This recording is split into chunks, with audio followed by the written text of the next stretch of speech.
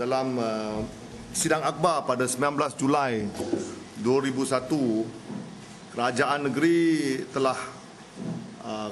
Pulau Pinang telah memaklumkan bahawa kerana Kementerian Kesihatan telah menolak satu permohonan lesen untuk hospital swasta pada 22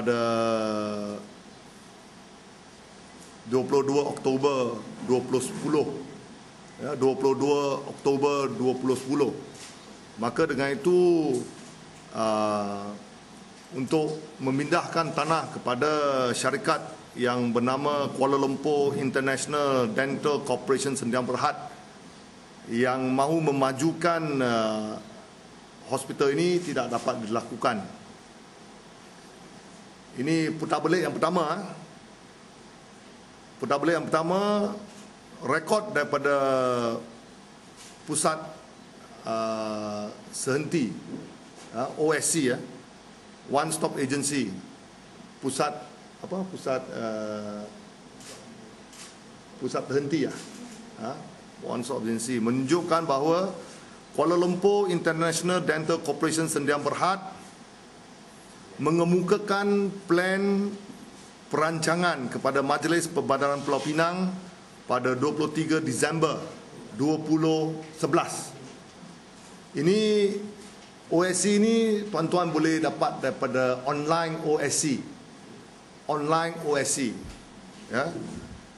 Jadi ia tidak masuk akal kalau pemaju masih mau mengemukakan permohonan merancang jika permohonan lesen mereka ditolak 1 tahun lebih awal.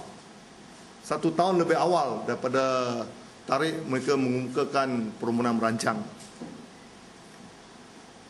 Apabila isu ini pertama kalinya dibangkitkan pada Jun 2012, maknanya 1 bulan yang sudah, kerajaan negeri mengatakan tanah itu terlalu kecil untuk perumahan kos rendah, tetapi cukup besar untuk satu hospital swasta. Mengapa kerajaan negeri ketika itu tidak mendedahkan bahawa permohonan lesen daripada Kementerian Kesihatan telah ditolak pada Oktober 2010? Why did the government did not disclose the rejection for a license by the Ministry of Health since the rejection took place in October 2010? Putar balik yang kedua, jika kita tidak mendedahkan perkara ini, masyarakat umum masih lagi dalam kegelapan, in the dark, bahawa projek ini yang dicadangkan ialah 30 tingkat dengan 19 tingkat hotel, 6 tingkat hospital dan 5 tingkat tempat letak kereta. Mengapa kerajaan negeri tidak mengatakan fakta ini ketika mereka menjawab perkara yang dibangkitkan pada 8 hari bulan Jun? Mereka hanya kata itu hospital, tetapi rekod OSC menunjukkan ia adalah satu pembangunan 19 tingkat hotel, 6 tingkat hospital, 5 tingkat tempat letak kereta. Ini menunjukkan ada usaha oleh kerajaan negeri, Pakatan Rakyat, menyembunyikan fakta yang sebenar. Putar balik yang ketiga, saya telah menerima satu jawapan melalui SMS daripada Pejabat Menteri Kesihatan pada 21 Julai 2012 mengesahkan bahawa lesen untuk hospital swasta telah diluluskan untuk Victoria Specialist Hospital di Jalan Zainal Abidin, Lorong Selamat, Pulau Pinang. Victoria Specialist Hospital. Victoria Specialist Hospital. Unit Perancang Ekonomi Negeri Pulau Pinang telah dimaklumkan mengenai kelulusan tersebut pada 5 Jun 2012. 3 hari sebelum isu ini didedahkan oleh Pemuda Barisan Nasional. Macam mana kerajaan negeri boleh mengatakan plan ini ditolak oleh Kementerian Kesihatan? Victoria Specialist Hospital adalah milik Kuala Lumpur International Dental Corporation Sdn Bhd, pemaju yang mencadangkan pembangunan tanah tersebut. Jadi kita dapati dalam hal ini kerajaan negeri memutarbelit dan mereka cipta cerita untuk menyembunyikan perkara-perkara yang masih tersirat.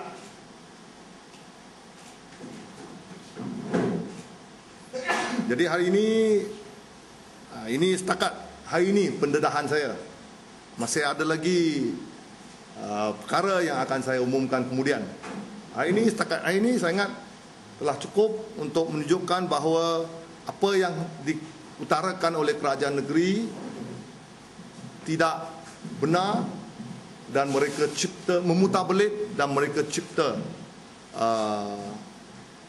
cerita untuk menutup perkara-perkara yang masih tidak mau diberitahu kepada masyarakat umum. Well, I'm only saying this. If you want to use the outright lie, I don't know whether I will be sued or not if I say the state government lies. Can I be sued if I say the word the state government lies? Yeah, the state government lies. In this land episode, the state government lies.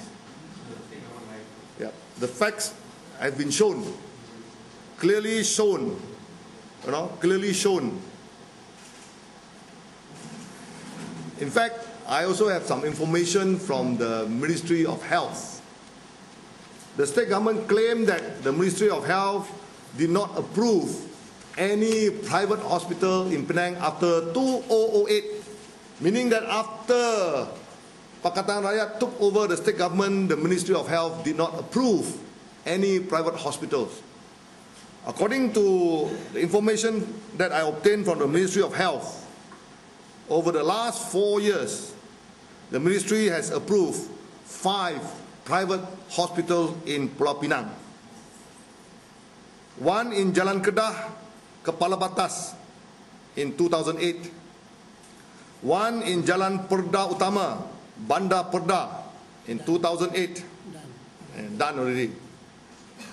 One in Jalan Jawi Jaya 1, Taman Jawi Jaya, Sungai Jawi, Pulau Pinang, 2011. One in Jalan Masjid Negeri in 2011. And the other one, Jalan Zainal Abidin Hospital Baru in 2012.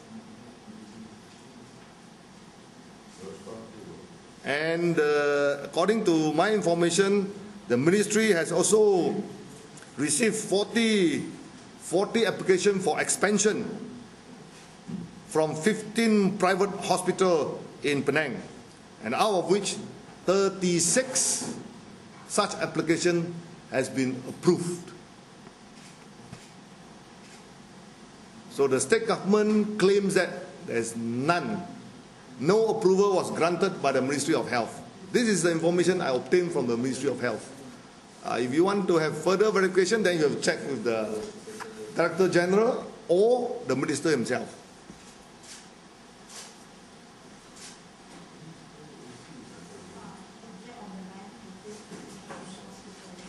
Yeah, that's why we have been saying that the land should be used for low-cost house. That the state government keep on saying that there was no provision by the previous government, and they say there's this rejection by the Ministry of Health, all this one. So today I'm coming back to them and say, look, you lie. The state government lies in this matter. It doesn't matter whether now it's low cost or hospital. On the hospital itself, the state government is not telling the truth. If I'm not mistaken, he was also personally saying that they are actually looking into discussing the compensation payment to the. That's why, if you look at all these facts before us, what is there to compensate when the developer has also received approval to operate a private hospital? First you say that Kerala International Dental Corporation application for license was rejected 22 October 2010. 2010. That's the state government say. State government say. Then this 21/7/2012 was approved. Sorry? Approved by the. Yes, 21st July 2012, it was approved. So when was the application made? I don't know. I cannot be answering on behalf of Majlis Perbandaran Pulau Pinang. The state